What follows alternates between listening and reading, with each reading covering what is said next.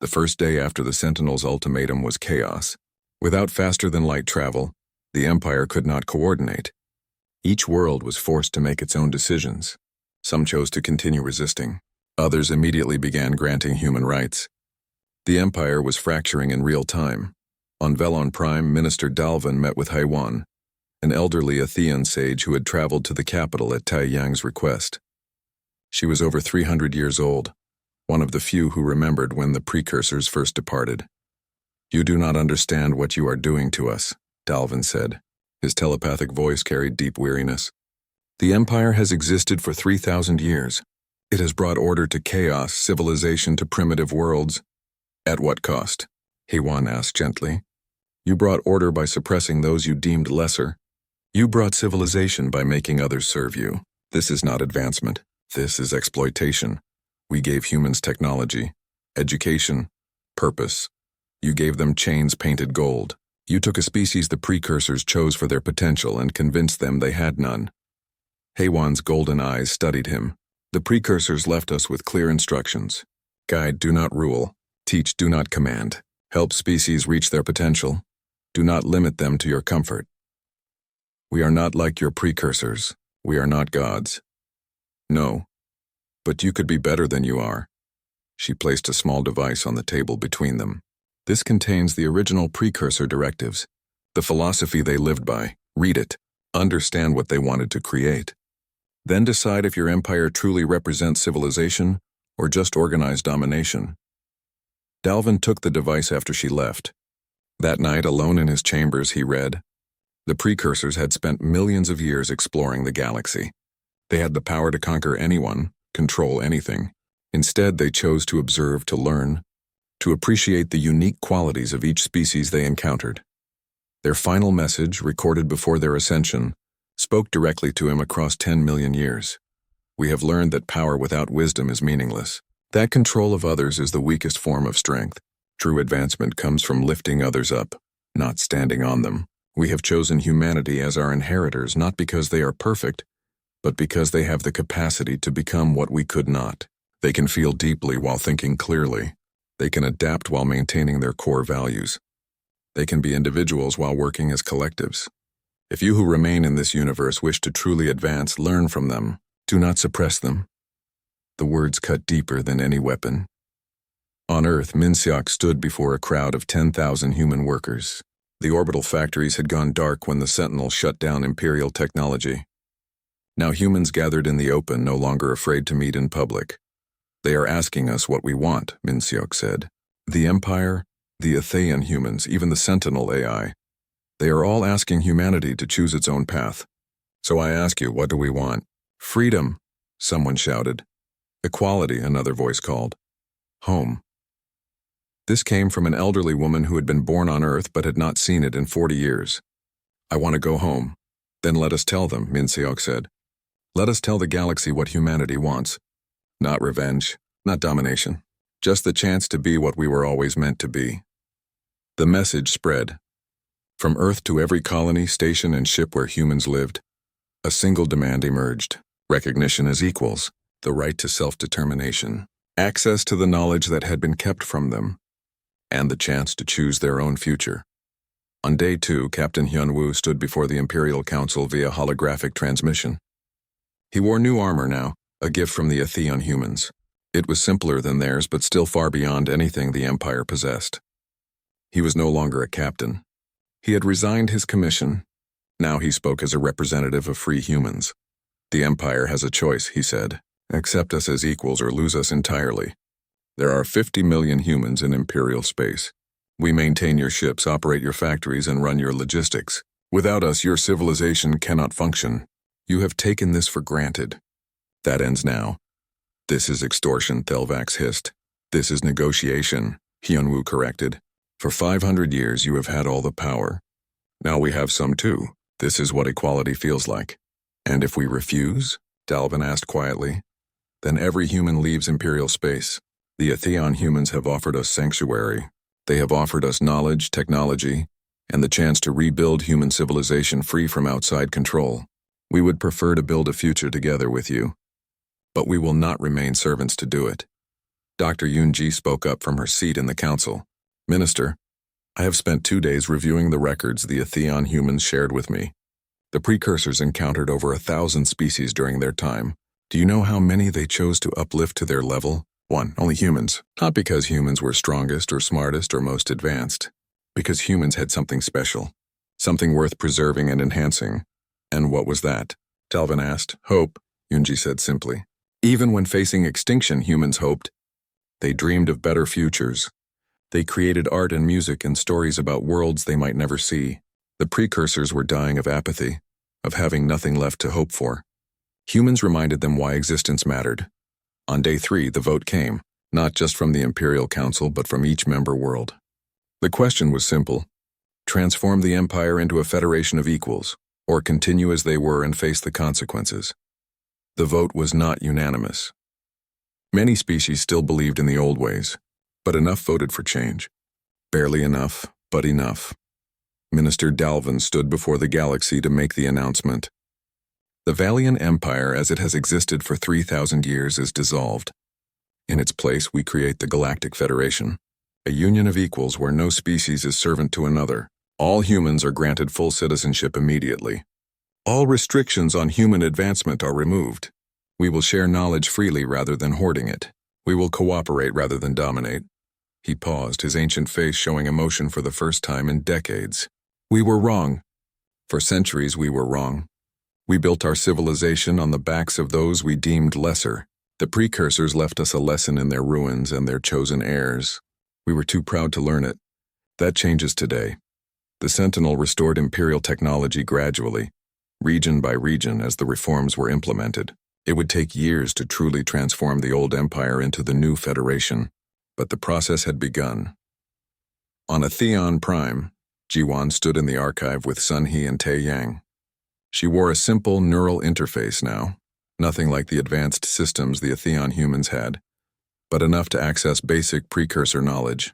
What happens now? Jiwan asked. Now you learn, Sun He said with a smile. We open the archive to all humans who want to study. Not all at once. Knowledge must be gained gradually with wisdom, but it will no longer be denied. We will send teachers to Earth and the colonies, Tae Yang added. We will help you rediscover your potential. Not to make you like us. We are one path humanity could take. You are another. Both are valid. Both are valuable.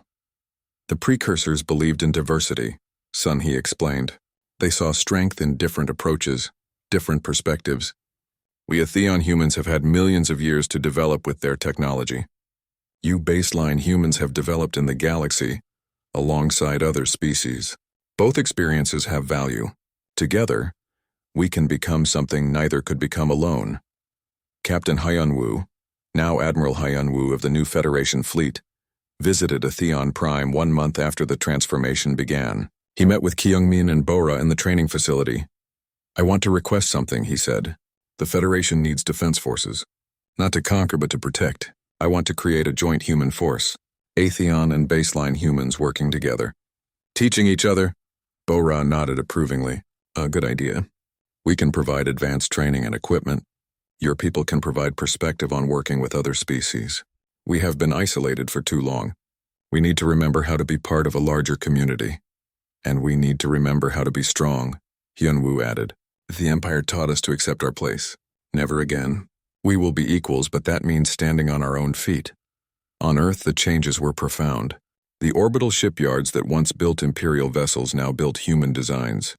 Schools that once taught human children to serve now taught them to lead. Young people looked up at the stars and saw opportunity instead of limitation. Haewon traveled to Earth to speak at the first graduation ceremony for the new Human Academy. Students who would become scientists, engineers, diplomats, and explorers gathered to hear her. The precursors made us a promise, she told them. They said that humanity would inherit the stars, not through conquest but through becoming worthy of them. For millions of years, we Atheon humans tried to honor that promise alone. We maintained their legacy, but we were incomplete. We had forgotten what it meant to struggle and grow. You, the baseline humans, you remember. You have lived without the advantages we had. You have adapted and survived and dreamed despite limitations. She looked across the young faces, seeing the future. Together, we will fulfill the precursor's vision, not as masters over others but as partners with them, not as conquerors but as explorers. Admiral Kreshtar gave the order to fire. 200 Imperial warships launched their weapons at once. Plasma cannons, missile batteries, and energy beams filled the space between the fleet and the planet. Enough firepower to crack a world open. The weapons never reached the surface. A shield appeared around Atheon Prime, golden and shimmering. Every projectile, every beam of energy simply stopped. They hung in space for a moment, then dissolved into nothing. The shield did not even flicker. Impossible, Kreshtar hissed. Fire again. Full power. The fleet fired for 10 minutes straight. The shield absorbed everything. On the Celestial Dawn, Ji-Wan watched the displays with other human crew members. Their expressions showed what none of them would say aloud. Hope? Enough, Taeyang's voice came across the communications again. You have seen defense. Now see what we choose not to use. Across the planet's surface, structures began to rise from the ground. Massive towers, each one larger than an Imperial battleship. They had been hidden beneath the surface, waiting. Now they emerged and turned their attention to the fleet. Energy gathered at the tip of each tower. Not the crude plasma or lasers the Empire used. This was something else. Reality itself seemed to bend around the focusing arrays. They are targeting us, the sensor officer on the flagship reported. Admiral, those weapons could destroy the entire fleet. Then we destroy the planet first. Kreshtar reached for the controls that would activate the planet killer weapon. It was the Empire's ultimate tool, used only twice in 3,000 years. It would ignite the planet's core and tear the world apart from the inside. His hand never reached the controls. The weapon system simply turned off. Every screen on the flagship went dark for 3 seconds. When they returned, a new message displayed in every language the Empire knew. Precursor Defense Network active. Authorization required. Your species is not authorized. Dr. Yunji sat in her laboratory on the Celestial Dawn, hands shaking as she reviewed the data. She had spent her entire life studying precursor technology. Now she understood how little she actually knew. Everything the Empire had built was based on fragments they had found. Broken pieces reverse-engineered without understanding the principles behind them. The Atheon humans were not using fragments. They were using the real thing. Captain Hyunwoo made a decision that would change his life. He opened a channel to the flagship. Admiral Kreshtar, I request permission to attempt negotiations. Denied. We do not negotiate with humans who forget their place. With respect, sir, we are facing technology we cannot defeat. More violence will only get our people killed. Your people are expendable, Captain. The Empire is not. Hyunwoo closed the channel. He looked at his bridge crew. Most were not human, but some had served with him for years. I am going to do something that will likely end my career. Anyone who does not want to be part of this should leave the bridge now. No one moved. His communication officer, a young Velen female named Iristal, spoke up. What are your orders, Captain? Open a channel to Atheon Prime, and then cut our connection to the fleet network. Within minutes, Hyunwoo was speaking directly to Taeyang. The Atheon leader's face appeared on the main screen, and for the first time, Hyunwoo saw something other than power in those golden eyes. He saw understanding, Captain Hyunwoo, the one who wears their chains but questions them. What do you want? To understand. To know the truth. You said the precursors chose humanity. I need to know why. I need to know what we are supposed to be. Taeyang studied him for a long moment. Come to the surface. Bring your human crew. Come alone without weapons and I will show you the archive. I will show you what your people have forgotten. It was mutiny. Hyunwoo knew this, but he also knew that if he did not act, thousands would die for nothing. He turned to his crew. I am taking a shuttle down. All human personnel who wish to come may join me. This is not an order. This is a choice. 47 humans from the Celestial Dawn crowded into the shuttle bay. Engineers, maintenance workers, junior officers, and Ji-Wan. They flew down together while Admiral Kreshtar screamed threats over the communication channels. The shuttle was not the only one. Across the Imperial fleet, human crew members were making the same choice. Over 2,000 shuttles launched, carrying humans from every ship. The aliens tried to stop them, but the Atheon defenses created safe corridors through space. Hyunwoo landed at the Black Pyramid. Taeyang waited at the entrance with Sunhee and dozens of other Atheon humans. Welcome, cousins. Welcome home. They entered the pyramid together. The interior was vast beyond reason. bigger than should fit inside even that massive structure. Holographic displays showed star maps, historical records, and scientific data. But Tae-Yang led them deeper, to a chamber at the very heart. "This is the archive, son," he explained. "Every piece of knowledge the precursors possessed is stored here. History, science, philosophy, art, everything." The walls came alive with images. Humans, but not quite. The ancestors of both modern humans and Atheon humans, living on a version of Earth that looked younger, wilder. The precursors appeared as beings of light observing. 9 million years ago, the precursors found early humans, Tae-Yang narrated as the images played. "We were barely intelligent, using stone tools, living in small groups. But the precursors saw something. They saw a species that adapted to any environment, that created complex social bonds, that asked questions about the stars." The images showed precursors taking a population of these early humans, not violently but carefully. They brought them to Atheon Prime and began the long work of genetic enhancement and education. For thousands of years they taught our ancestors language, mathematics, art, science. They altered our genetics to let us live longer, think faster, interface with their technology, but they never forced us. Every change was offered, every lesson given freely. They wanted partners, not servants. Ji-Won watched as the ancient humans learned and grew. Generation by generation they became more. Not less human, but more of what humanity could be. "And then they looked back at Earth, son," he said. "They could have taken more humans, could have uplifted the entire species, but they chose not to. They wanted to see what humanity would become on its own. They saw our modified branch as an experiment, but your branch as the control. Both paths were valuable." "When the precursors ascended," Tae-Yang continued, "they left us with everything. This planet, this technology, this knowledge, and a mission. Wait and watch. See if baseline humanity reached the stars, see what they would become, and if they needed help, be ready to offer it." The images shifted to more recent times. The Empire discovering Earth, the Protectorate being established, humans being integrated into imperial society as workers and servants. "We watched this with growing anger," Tae-Yang admitted. "The Empire found you when you were vulnerable. They did not help you grow. They stunted you. They made you believe you were inferior when you carry the same potential we do." Young Su, an Atheon historian, stepped forward. "Every human has the genetic code the precursors admired. The adaptability, the emotional range, the creativity. These are not weaknesses. They are strengths. The Empire fears these qualities, so they convinced you to suppress them." Captain Hyunwoo felt something breaking inside him. All his life he had tried to prove himself to the Empire, tried to show that humans could be as good as any other species. But it had been a lie. Humans were not inferior copies of other species. They were something different, something the precursors themselves had chosen. "What do we do?" he asked. "How do we fix this?" "First you remember who you are, son," he said. "Then you decide what you want to become." Above the planet, Admiral Kreshitar grew desperate. He sent a message to the Imperial Council, and their response was simple. Take the planet or destroy it. The precursor technology could not be allowed to fall into human hands.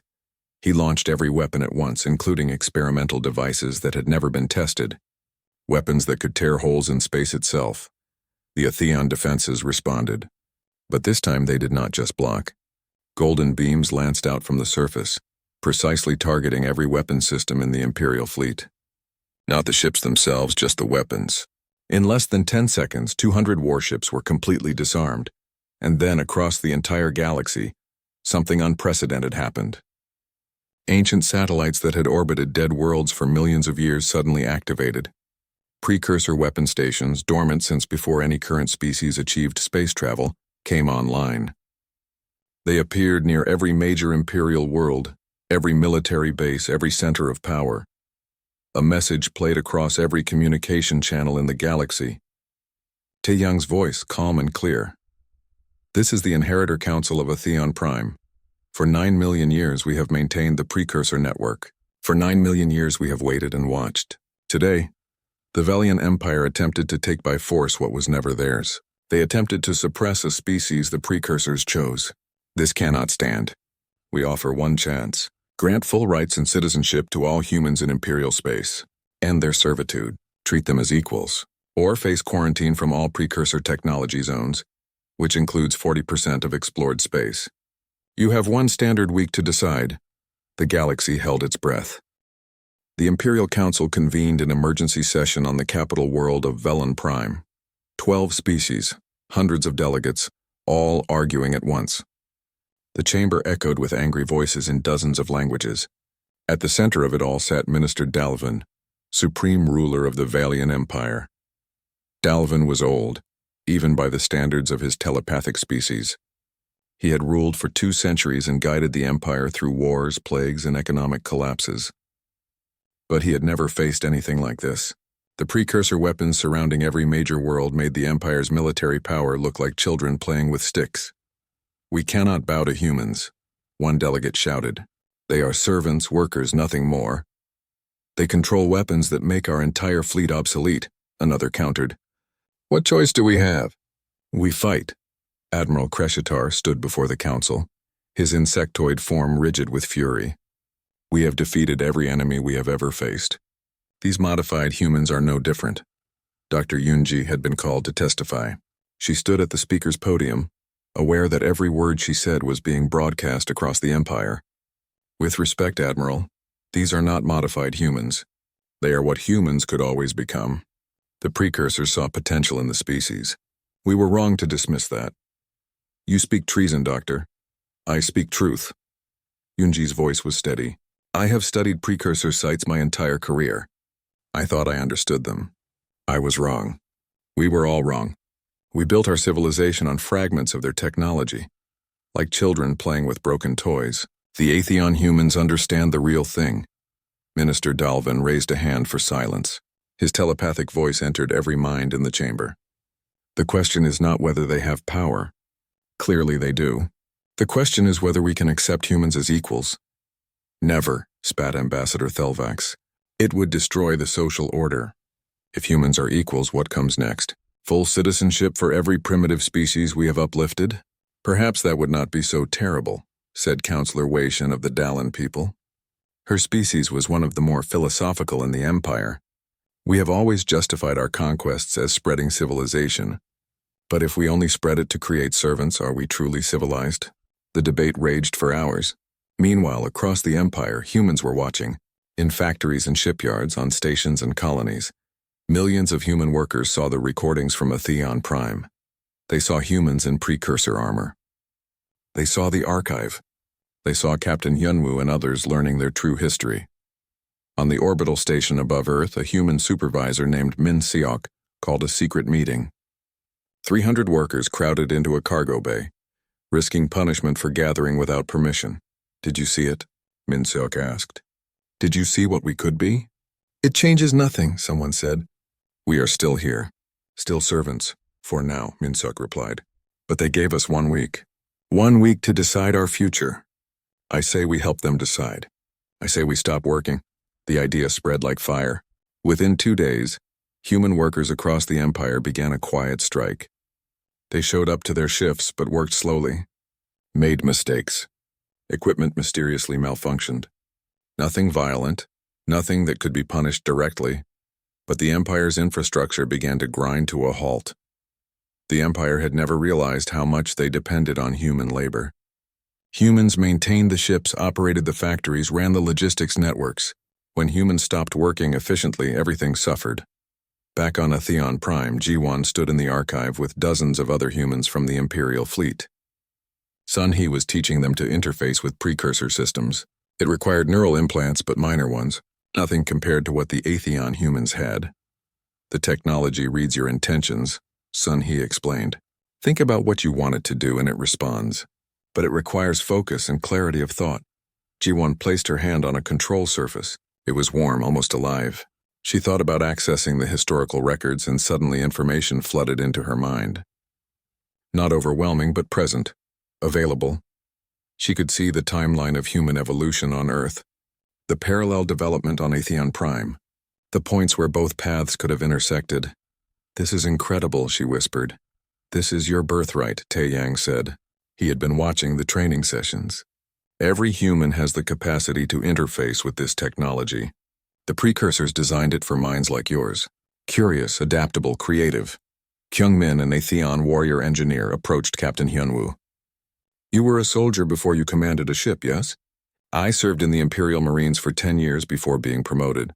Then you understand combat. Come with me. I want to show you something. Kyungmin led Hyunwoo to a training facility deep within the pyramid.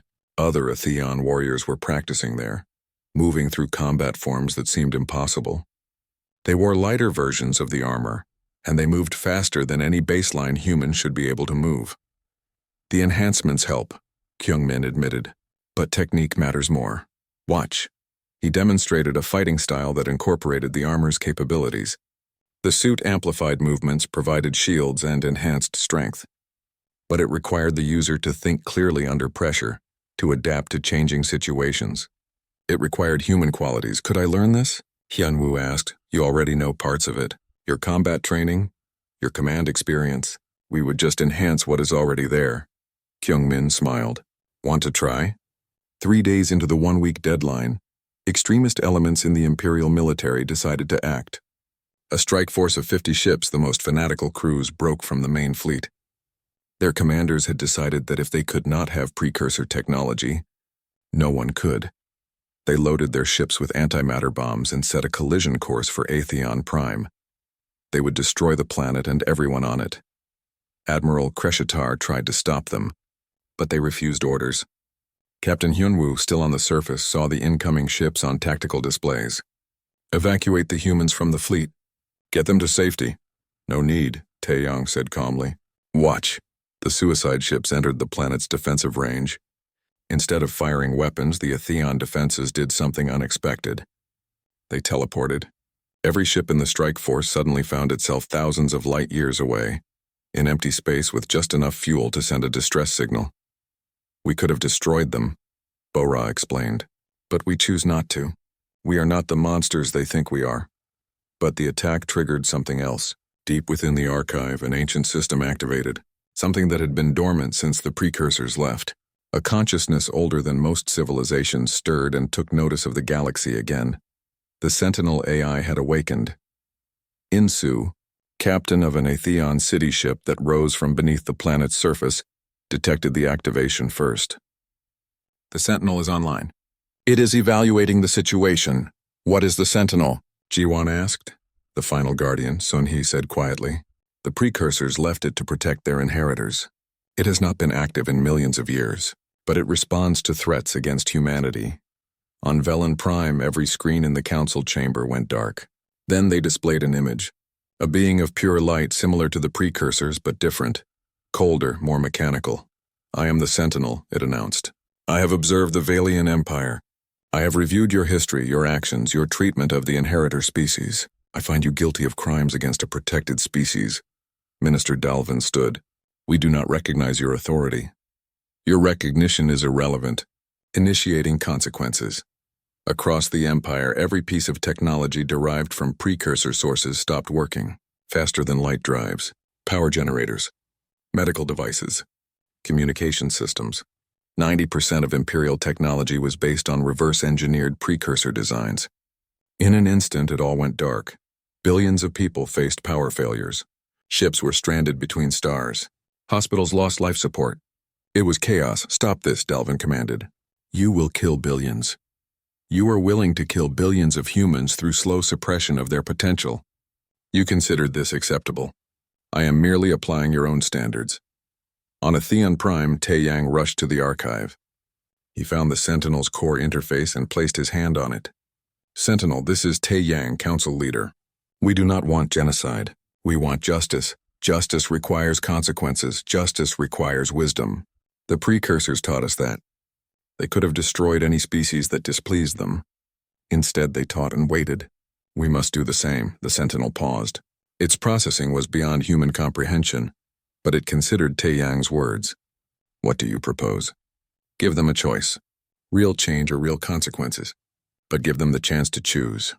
Slowly, the Sentinel restored essential systems, life support, basic power, emergency communications, but nothing else. The Empire remained crippled, dependent on the Sentinel's mercy. A message went out to every world in the Empire. You have 3 days to decide. Disband the Empire as it exists. Create a federation of equals where no species serves another. Grant full rights to all humans and all other suppressed peoples. Do this and your technology will be restored. refuse and remain in darkness. Minister Dalvin looked at his council. For the first time in 2 centuries, he saw fear in their eyes. The price of their pride was the survival of their civilization. The stars bent around the massive ship as it dropped out of faster-than-light travel. The celestial dawn hung in space above a blue and green world that should not exist. Captain Hyunwoo stood on the bridge, his dark eyes fixed on the planet below. Around him, alien crew members worked at their stations, their various forms moving with practiced efficiency. "Impossible," whispered Dr. Yunji as she studied the readings on her screen.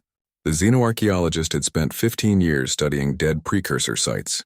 She had never seen anything like this. The power signatures are active. The atmospheric processors are running. This planet died 10 million years ago. Ambassador Thelvac stepped forward, his scaled body gleaming under the bridge lights. The reptilian diplomat was known throughout the Valian Empire for his sharp mind and sharper tongue. "Perhaps your calculations were wrong, Doctor. The precursors are extinct. Everyone knows this." Hyunwoo said nothing. As captain, he had learned to listen before speaking. He was one of the few humans to command an imperial vessel. Though his crew never let him forget, he was still just human. The Empire had 12 species in its coalition. Humans were not among the important ones. "Send down a landing party," Hyunwoo ordered. "Full science team and security. I want to know what we are looking at." 3 hours later, the shuttle touched down in the heart of a precursor city. Ji-won sat in the back with the other human crew members. She was young, barely 25, and worked as an engineer maintaining the ship's systems. Humans were good with their hands, the Empire said. Good at fixing things and following orders. The city took her breath away. Towers of impossible height stretched toward the sky, made of materials that seemed to shift between solid and liquid. Bridges connected buildings without any visible support. Gardens grew in mid-air, sustained by fields of soft blue light.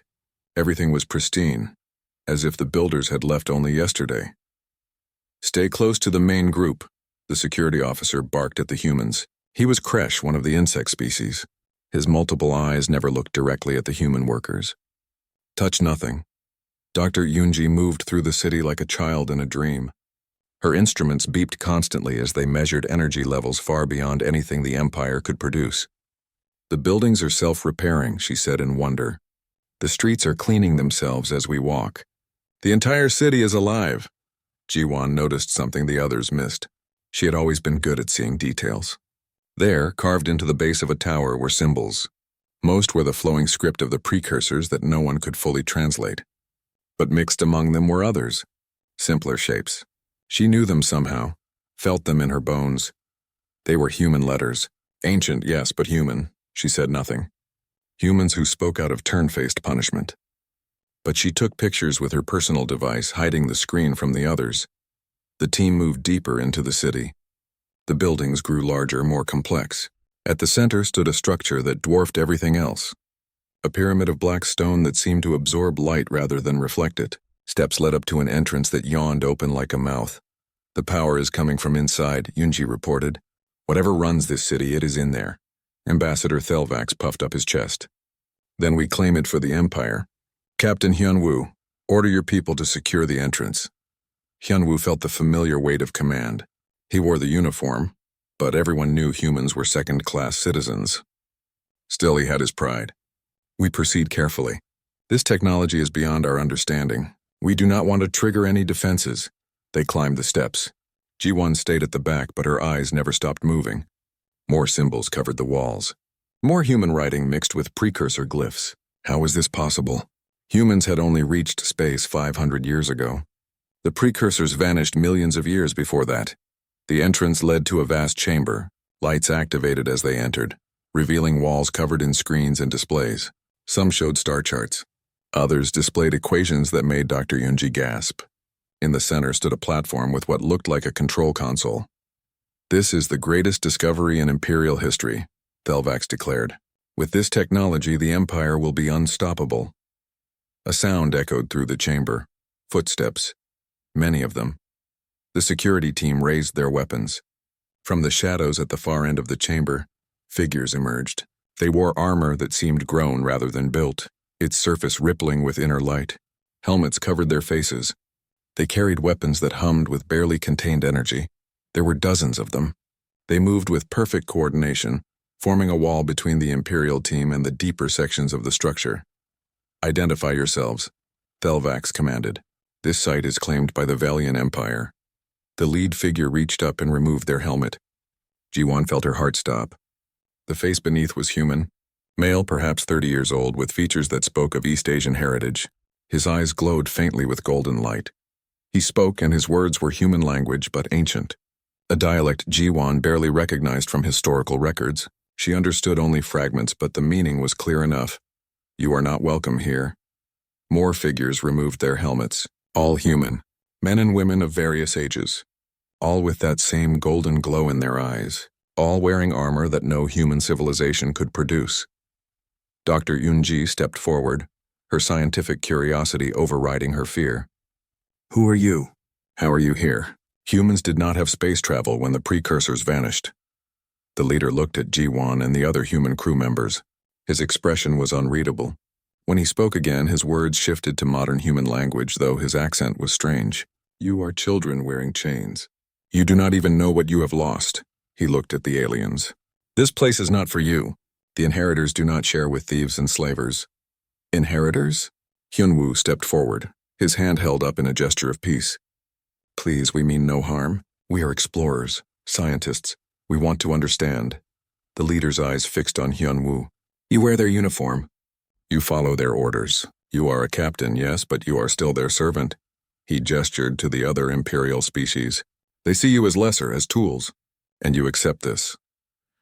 "I do what I must to survive," Hyunwoo said quietly. "Then you have already lost." The leader raised his hand. The chamber filled with light. Warning symbols appeared on every surface, written in precursor script and human languages. "Leave this place. Tell your empire that a Theon Prime is not abandoned. Tell them the inheritors still live. Tell them that if they return with weapons, they will learn why the precursors chose us and not them." The Imperial team found themselves suddenly outside the pyramid, standing at the base of the steps. The entrance had sealed itself.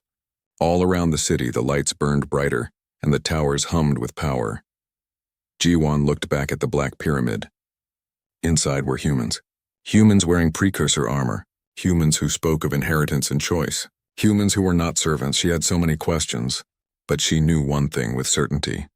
Everything the Empire believed about humans was wrong. The Celestial Dawn orbited Atheon Prime, while the Imperial Command argued about what to do next. Captain Hyunwoo sat in his quarters, reviewing the recordings from the pyramid over and over. The humans in precursor armor haunted his thoughts. Ambassador Thelvax called an emergency meeting. The ship's senior officers gathered in the conference room. Hyunwoo arrived last, as always given the least important seat despite his rank. "This is an outrage," Thelvax hissed. "Humans cannot possess precursor technology.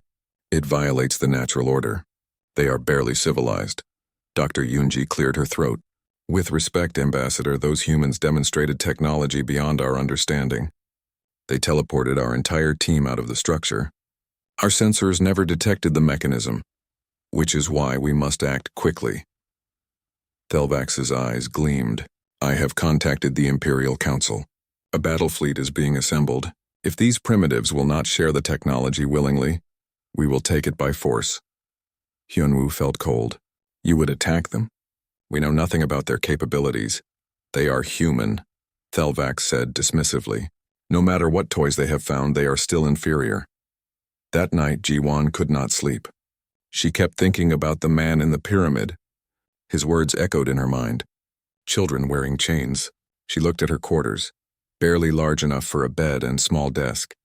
She thought about the segregated areas of the ship where humans were not allowed. She thought about every casual insult, every dismissal, every reminder that she was lesser. Her terminal beeped. A message appeared, but not through normal channels. The text was in ancient human script, but she could read it somehow. "Come to the surface alone. North landing platform. Midnight ship time. Come if you want to know the truth." She should report it. That was protocol. But Ji-Won found herself pulling on her uniform and making her way to the shuttle bay. The night crew barely noticed her. Humans moving through the ship were invisible unless needed. The shuttle ride down was terrifying. She had never piloted alone before, but somehow she knew exactly where to go, as if something was guiding her hands. The north platform appeared on her sensors, a flat area on top of one of the towers. She landed awkwardly but safely. As she stepped out, 3 figures emerged from the shadows. They wore simpler clothes now, not the armor from before. 2 women and 1 man, all with those golden eyes. The younger woman stepped forward. "You came. That took courage. Who are you?" Ji-won asked. "How are you here?" "My name is Sun-hee. I am a scientist and keeper of histories. These are Taeyang and Bora. We are Atheon humans, and we are here because the precursors brought our ancestors to this world 9 million years ago." Ji-won's legs felt weak. "That is impossible. Humans only evolved recently." "Your humans did," Taeyang said. He was the leader from the pyramid. "But the precursors traveled widely.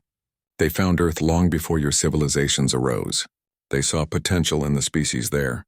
So they took a population, brought them here. Changed them. Changed them how?" Sun-hee touched her temple. "We are what humanity could become. The precursors gave our ancestors neural enhancements, genetic modifications, extended lifespans. They taught us to interface with their technology, to think as they did, to see the universe as they saw it. But why? Because they were dying." Bora spoke for the first time. Her voice was hard military. Not dying in body, but in purpose. They had achieved everything, conquered every challenge. They were bored, empty, so they searched the galaxy for a species with potential, a species that could inherit their knowledge and do something meaningful with it.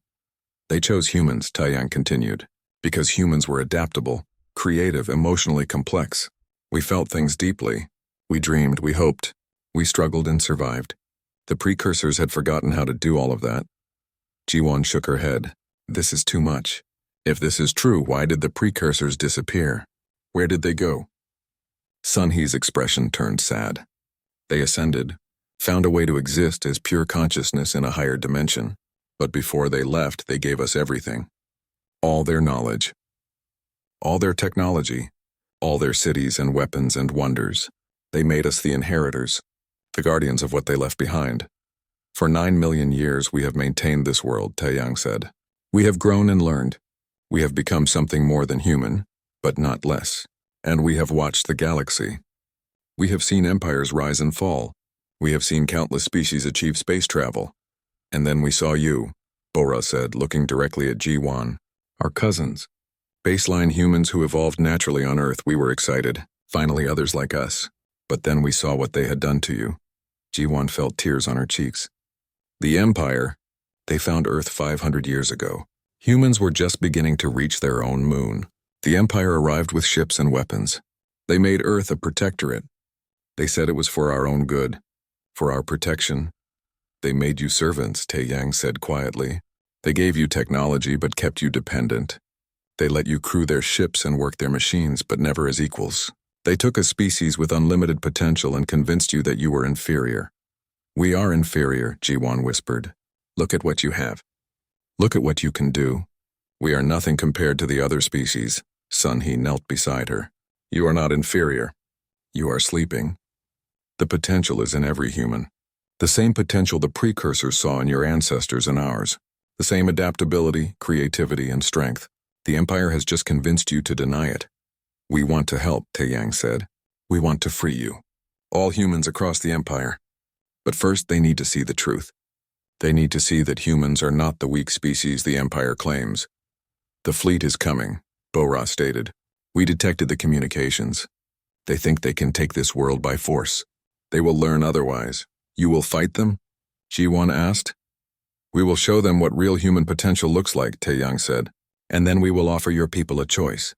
Continue serving those who see you as less, or join us and learn what you truly are." Sun-hee helped Ji-won stand. "Go back to your ship. What happens next will be dangerous, but know this. You are not alone. You were never alone. We have been watching and waiting, hoping that one day our cousins would be ready to wake up." Ji-won returned to the celestial dawn with her mind spinning. She said nothing to anyone. What could she say? That humans had once been chosen by the greatest civilization in history? That somewhere in their genes was the potential to be so much more? 3 days later, the Imperial fleet arrived. 200 warships filled the space around Atheon Prime. Admiral Kreshitar commanded from the flagship, his insectoid form imposing on the view screen. "Attention. Atheon Prime. This world and all precursor technology on it are hereby claimed by the Velian Empire. You have 1 hour to surrender or we will take the planet by force. Captain Hyunwoo watched his sensors. Energy readings around the planet were spiking. Defensive platforms were rising from the surface. Weapons that had slept for millions of years were powering up. Tae Yang's voice broadcast across all frequencies. You are warned. You come with weapons to steal what is not yours. You threaten the inheritors very well. Let us show you why the precursors chose humanity. The space around Atheon Prime lit up with golden light. The human time had come.